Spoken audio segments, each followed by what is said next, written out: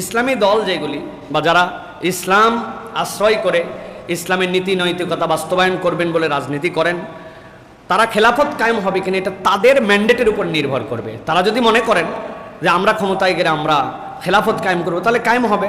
কিন্তু প্রচলিত ধারার যে গণতন্ত্র, যে ভুলে ভরা গণতন্ত্র, যে গণতন্ত্র পাশ্চাত্যের শিক্ষা দেওয়া গণতন্ত্র, যেই গণতন্ত্রে আপনি বিজয়ী হলেও আপনি আপনার দলের বিপক্ষে কথা বলতে পারেন না, এইরকম একটা জিব্বা টেনে ধরা গণতন্ত্র, এই গণতন্ত্র দিয়ে কিয়ামত পর্যন্ত খেলাফত কায়েম হবে না, এটা কথা ঠিক। কিন্তু তারপরেও কেন এই গণতন্ত্র তারা করেন, এটার যদি কারণ এইটা হয় যে আমি আমার ক্ষমতার পাওয়ার প্র্যাকটিসের জায়গায় এইটাকে শুধরায়া আমি আল্লাহর দিনকে বিজয়ী করার জন্য সর্বোচ্চ প্রচেষ্টার অন্তর্ভুক্তি হিসাবে বিকল্প নাই এইটা করি, এইটাকে রাইট জেনে, এটাই চূড়ান্ত জেনে, এটাই সত্য জেনে, এটাই ইসলাম জেনে নয়, এর ভুলগুলাকে মেনে নিয়েই বিকল্প নাই জন্য আমি আমার পদ্ধতিতে যতটুকু পারি ততটুকু করি। আল্লাহ রাব্বুল আলামিন তখন আমাদের এই প্রচেষ্টাকে আল্লাহ রাব্বুল আলামিনের পক্ষ থেকে বাকি ভুলভ্রান্তি দূর করে কবুল করবেন ইনশাআল্লাহ।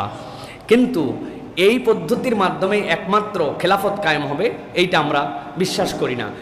কিন্তু ইসলামী দল যদি ক্ষমতায় যায় বা তারা পাওয়ার প্র্যাকটিসে যায় এবং তারা যদি তাদের ইশতেহারে এটা জানায় যে আমরা খেলাফতের স্টাইলে আমরা আমাদের দেশকে চালাতে চাই, আমিরুল মুমিনিন বানায়া চালাতে চাই, এটা তাদের ব্যাপার। দলীয়ভাবে তারা যদি এই সিদ্ধান্তে আসেন, এবং আমার মনে হয় তাদের একটা ঘোষণা দেওয়া উচিত এবং ঘোষণা দিয়েই রাজনীতি করা উচিত যে আমরা কেন এই গণতন্ত্রে বিশ্বাস করি এবং আমাদের চূড়ান্ত টার্গেটটা কি। পূরণ হবে না হবে এটা আমার দায়িত্ব নয়, কবে হবে এটা দেখার দায়িত্ব আমার নয়, কিন্তু প্রচেষ্টা করার দায়িত্ব আমার। আস-সা'য়ু মিন্না ওয়াল ইতমামু মিনাল্লাহ। আমি আমার ডিক্লারেশনে কি দিয়ে রেখেছি, এই ডিক্লারেশনটা আমাদের জন্য অত্যন্ত গুরুত্বপূর্ণ। ধর্মের নামে রাজনীতি করে এ বক্তব্যটি কি সঠিক, এটা বাংলাদেশবাসীর কাছে এখন স্পষ্ট, নতুন করে বলার আর কিছু নাই। আমরা যারা ইসলামের কথা বলি আর যারা আমাদেরকে গালি দেয় আমরা ধর্মের নামে রাজনীতি করি, উমুক করি তুমুক করি, একমাত্র আমরাই ধর্মীয় রাজনীতি করি আর বাকিরা সবগুলো ধর্ম নিয়ে রাজনীতি করে, ঠিক না? 12 মাস কোনো খবর নাই, কিন্তু বাপের জানাজায় মাথার মধ্যে টুপি উঠায় দেয়, আছে না?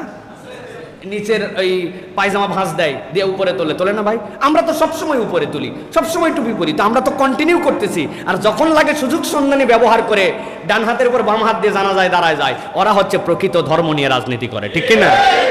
আমরা ধর্মীয় রাজনীতি করি কিন্তু আমরা ধর্ম নিয়ে রাজনীতি করি। আলহামদুলিল্লাহ এদেশের মানুষ এটা একদম হারে হারে টের পেয়ে ফেলছে। প্রিয় ভাইয়েরা, এদেশের মানুষ বুঝে ফেলছে কারা কোন কৌশলে কখন এইগুলো ব্যবহার করছে, এদেশের মানুষ জানে। আল্লাহ আমাদেরকে বোঝার তৌফিক দান করেন।